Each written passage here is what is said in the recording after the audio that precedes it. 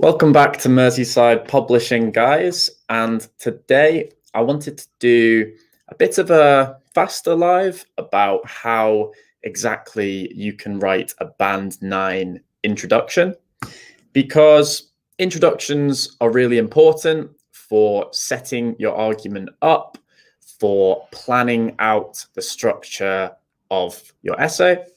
So today we're going to look at a Band 9 introduction and pick it apart and see why it would get a Band 9.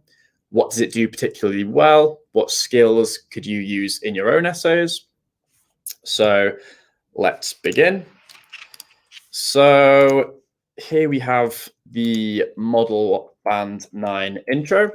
So the question for today is, should wealthy nations be required to share their wealth among poorer nations by providing such things as food and education? Or is it the responsibility of the governments of poorer nations to look after their citizens themselves? So immediately we can tell that there's this kind of argument between, should rich governments help poorer nations, or should, those poorer nations look after themselves? And what we want to do in our introduction, first off, our first sentence should be basically paraphrasing the question you've been given. So, like I said, there's this clear argument between, should government help or should they not? So I've paraphrased this in my first sentence, and I've said, given that there is so much inequality in the world, people often argue that the richer nations should subsidize the smaller ones. So I've not just paraphrased the argument here, I've done it in a Band 9 way, basically, because I've started off with a complex sentence. So a complex sentence is where we use a dependent clause. So, clauses are usually marked by commas. So here we have a dependent clause, given that there is so much inequality in the world. And it's dependent because it can't function without an independent clause. So we have the independent clause here. People often argue that the richer nations should subsidize the smaller ones. So already we've started off with a really strong, grammatically accurate, complex sentence. And when you're paraphrasing, it's your first sentence, so you're really going to want to make sure that you're using all the techniques that you've been taught and that you know. And I've also said subsidize, which is really good word for basically means to, financially support.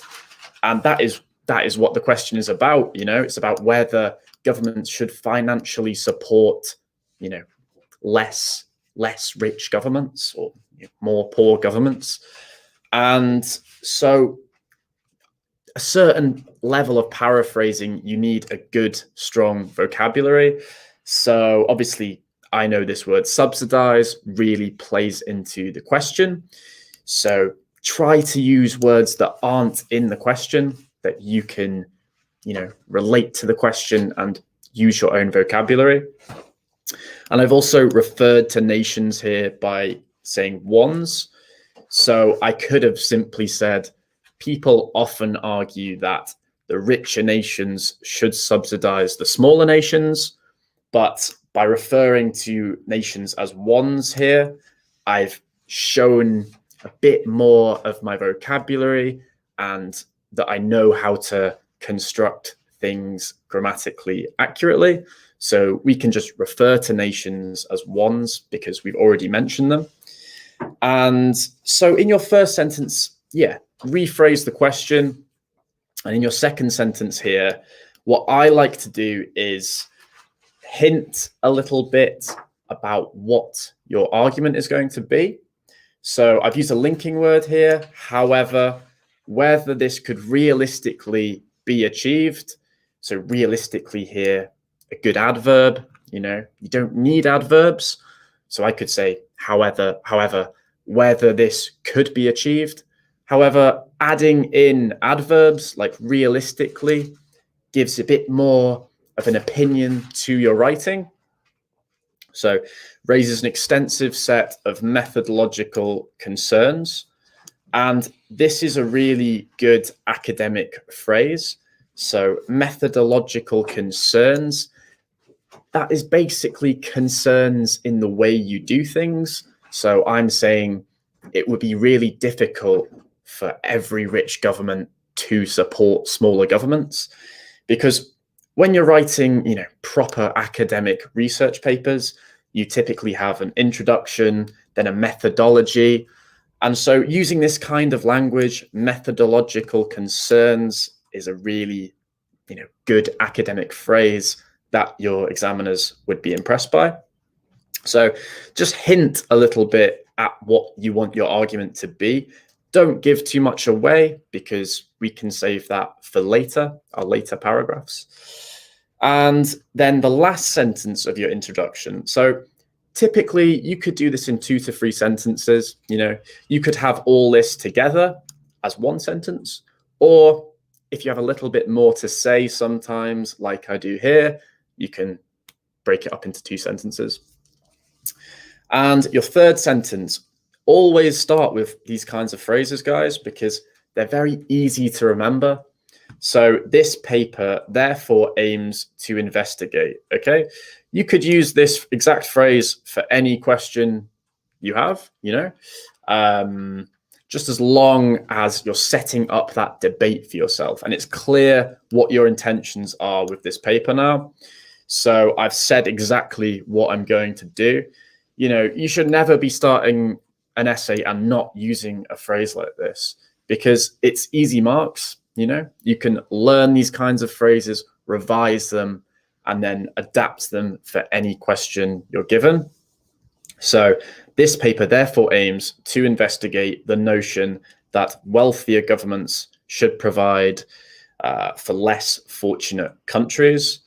So, I'm also using more vocabulary here, because before I said, richer nations subsidize the smaller ones.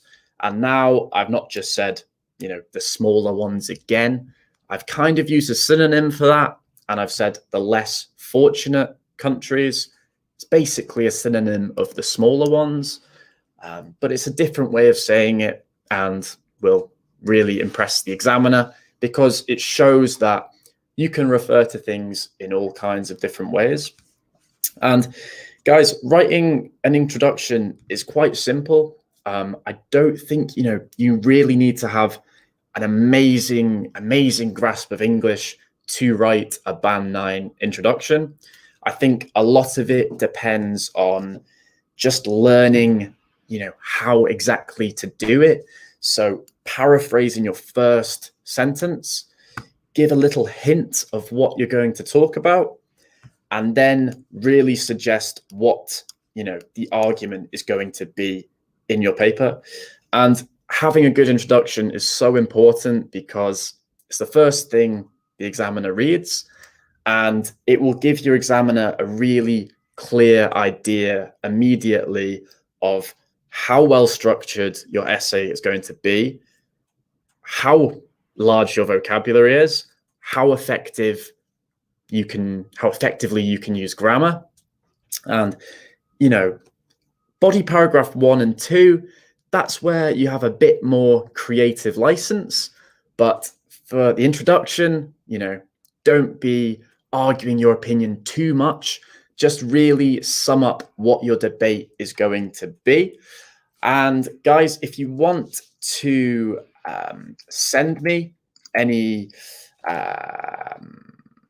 introductions you've written yourself, then we provide a free writing correction service at the moment. So if you want to email me your introductions, I can tell you what band level you would achieve, and also some tips for improving your writing. So, it could be your grammatical structures are pulling your mark down.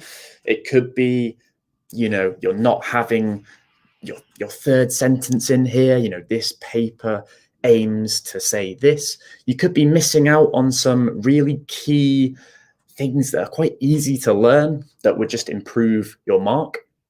So be sure to send me your responses if you have the time to write them and you'd like me to correct them. And I'm going to end the live stream here, guys. But like I say, if you want to send me your work, please do, because it's free correction service at the minute. So I would take advantage of that. And, you know, we're going to make sure that you guys achieve the highest band that you can. So thank you guys so much for watching. I'm going to end the broadcast, and please let me know if you have any questions, and I'll see you next time.